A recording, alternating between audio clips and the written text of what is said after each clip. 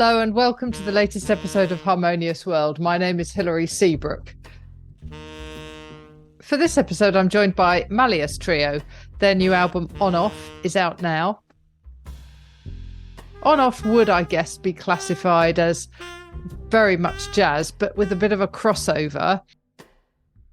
What's particularly interesting about this album is that we've got Ben Brown on drums, Dominic Conway on tenor sax, and Geordie Hart on upright bass. So there are no chords, there's no guitar, there's no keyboards, piano.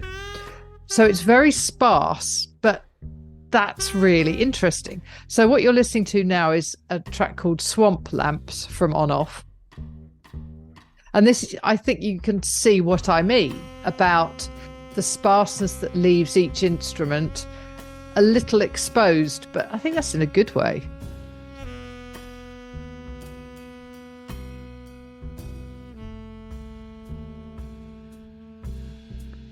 This is three very talented musicians coming together with a very individual sound, and I mean that in a very good way.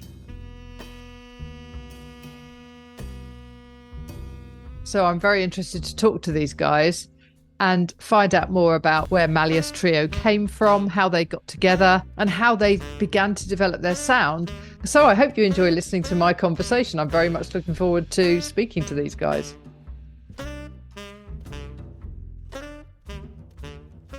Well, it's really nice to meet 2/3 of Malleus Trio. Thank you for joining me. Yeah, thanks for having us. Right, so I've got Dominic and Ben, but not Geordie, but that's okay. He's here in spirit, I guess. Yeah. But the big question for me is how the three of you got together and why you decided to stop there and not add a guitar or piano to kind of add in the stuff, because that's your sound, isn't it? Very much the drums, bass, tenor, sax. How did that happen? I think when the three of us got together initially, it felt right off the hop, and so we just kind of set to exploring what we had right then and there, and I think the approach we have still now, but also initially, was like we weren't tethered to kind of particular roles, that you might traditionally find in a bass, drum, saxophone setup. And so we really leaned into the freedom of the three of us together. It's interesting because now that we're getting the publicity for this new album, there's a lot of talk about chordless trio. They've kind of framed us as a chordless trio, but I don't remember ever anyone saying that in the past. And it never really occurred to me. There was already so much going on. It was definitely never intentional on my part to not have a chordal instrument. And I mean, maybe it seems naive in retrospect, but I kind of didn't really think about it much. I just thought about the elements that were involved, and there was actually so much to work with within that. I know Dominic and I listened to a lot of hip hop as well. So for me, I mean, there was the hook, the melody, there was the rhythm, lots of rhythmic variabilities. You have a lot of elements to work with. So it's funny for me now to think about it, because a lot of people in the reviews are saying, "Oh, there's no piano, there's no guitar," and it never even kind of occurred to me that there was something missing at the beginning. We did briefly play with a piano player, Alicia Hansen, for one gig. We had someone kind of sit in when the band was just developing.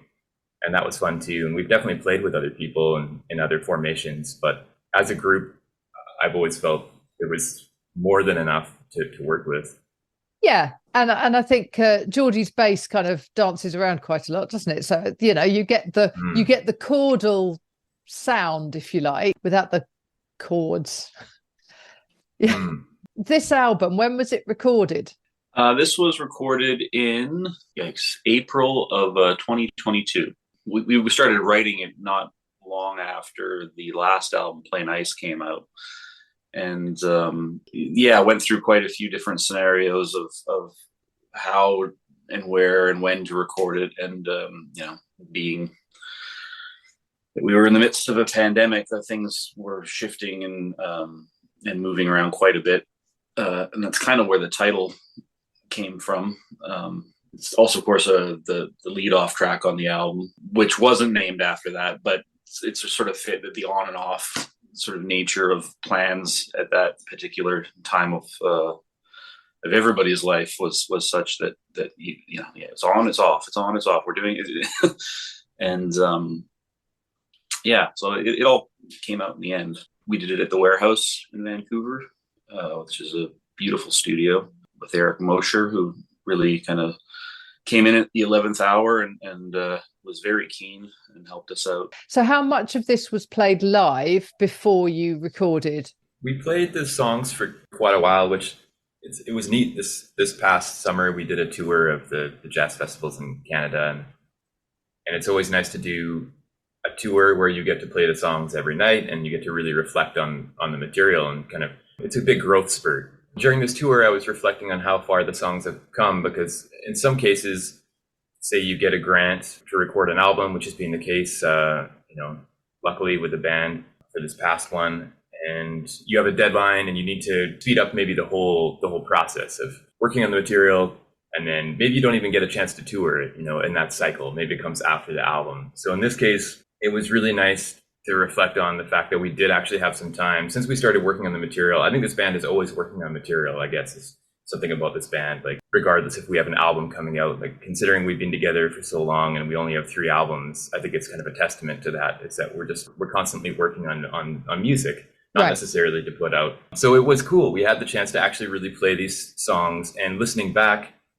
to old live video of them and some old recordings, they went through many different iterations. Sometimes that it would start at a different tempo, or there's a whole other part that I forgot about, or so it was really neat to see the mutation and again the malleability, kind of where the name comes from of the songs, and then they ended up in their final formation kind of on the album, which in past albums, I think, like for Play Nice, I remember barely being able to play a few of the tunes. It was really at the edge of my ability at that moment. Not that I couldn't play all the tunes off this last album either. I think in general we pick hard material. I don't know why, but it was really neat to see that we actually had time to play through this stuff before we recorded it and had it like kind of set, as it were.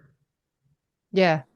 One of the things that I did notice on this album is the way you, Dominic, on the sax, quite often are rhythmically doing what Ben is doing on the drums.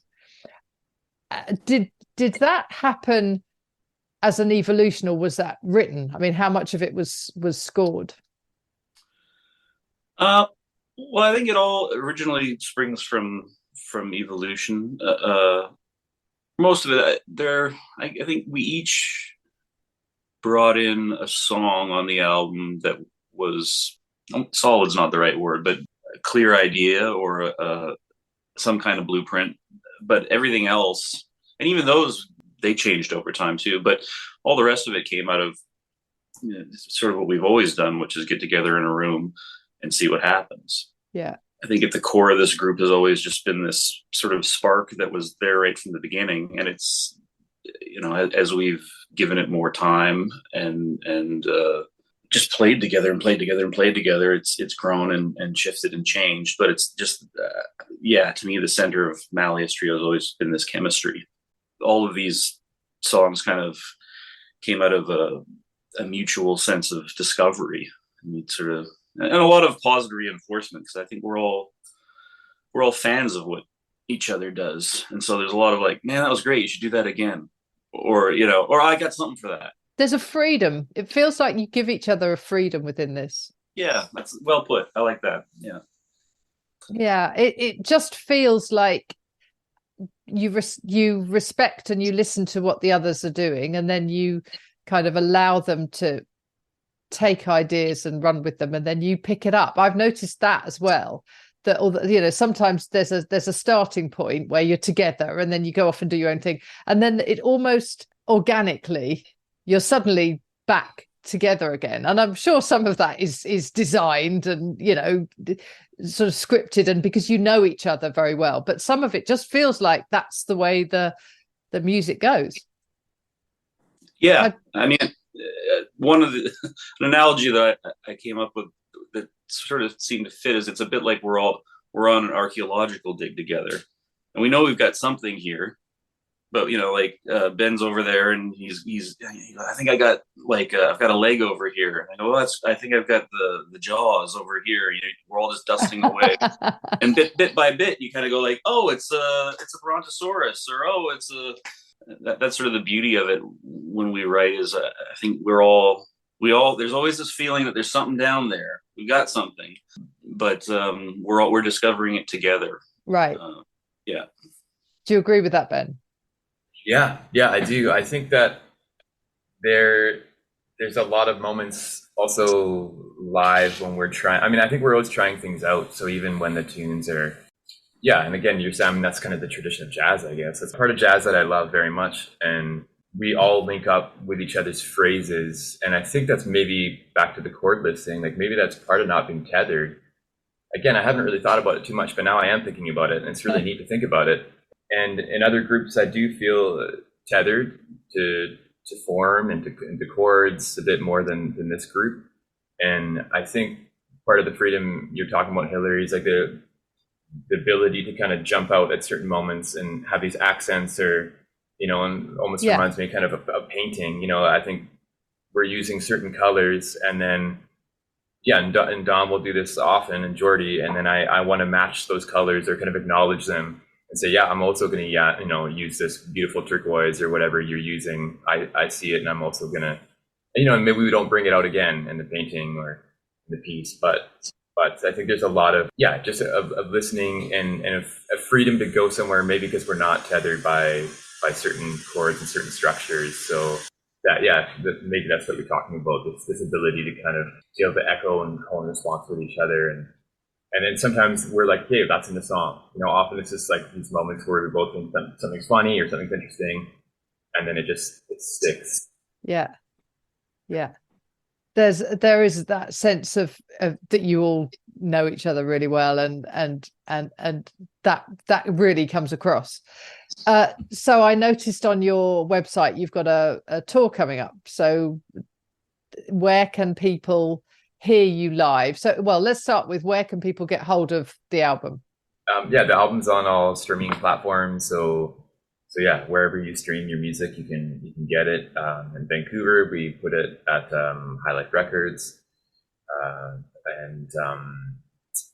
it's for the tour. We just completed quite a extensive tour of Canada, like Western Canada, doing the jazz festivals in the summer, which was awesome. We did the album release at the China Cloud in Vancouver with a friend of ours visiting from Berlin, which was really exciting. And the album release was a great. So nice to have so many warm people in a warm space. And we are doing a show on Main Island, which is a small island outside of Vancouver. Yeah, it was quite an eventful spring and summer. Like we also we were over in Europe for the first time for some shows in the Netherlands and Germany. And and then this summer we played the jazz festival circuit again in Canada, which it was quite the quite the sprint. But I think we're just right now we're kind of trying to get word out about the album and hopefully line up some more shows. Thank you both for joining me. I really appreciate it. And Geordie is with us in spirit, if not in person. So thank you so much, Hillary. Really nice to meet you, and thank you for your interest in our music.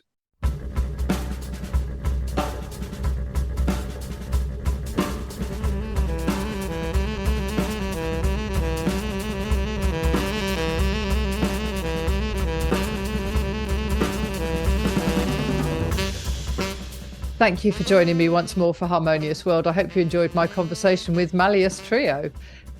Please do remember to rate and review wherever you get your podcasts, and please be kind to each other, and let's make this world a little more harmonious.